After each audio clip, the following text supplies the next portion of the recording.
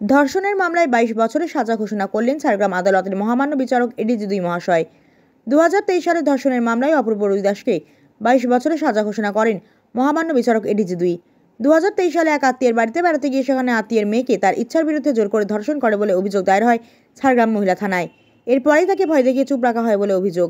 লোকলজ্জায় ভয়ে ওই মহিলা কাউকে কিছু জানায়নি। পরবর্তী সময় ওই মহিলা গর্ভবতী হয়ে বলে বিষয়টা সামনে আসে।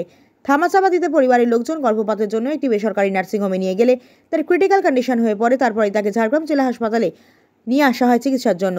এখানে ভর্তি হওয়ার পর পরিবারের তরফ থেকে ঝাড়গ্রাম মহিলা থানায় লিখিত অভিযোগ দায়ের করা হয় 2023 সালের 26শে মার্চ।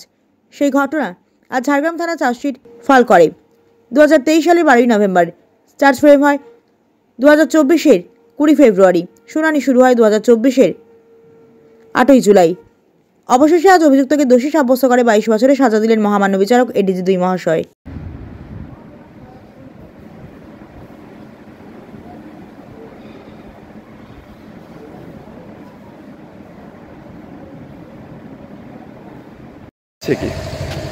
মামলাটা এটা একটা পক্সো আইনের মামলা। 2023 সালের ঘটনা এবং আজকে জাজমেন্টের জন্য দিন ধার্য ছিল।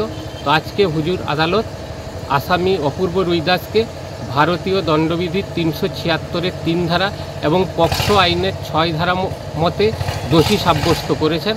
আগামীকাল সেন্টেন্স হিয়ারিং রয়েছে, উভয় পক্ষকে শুনে সাজার ঘোষণা করবে।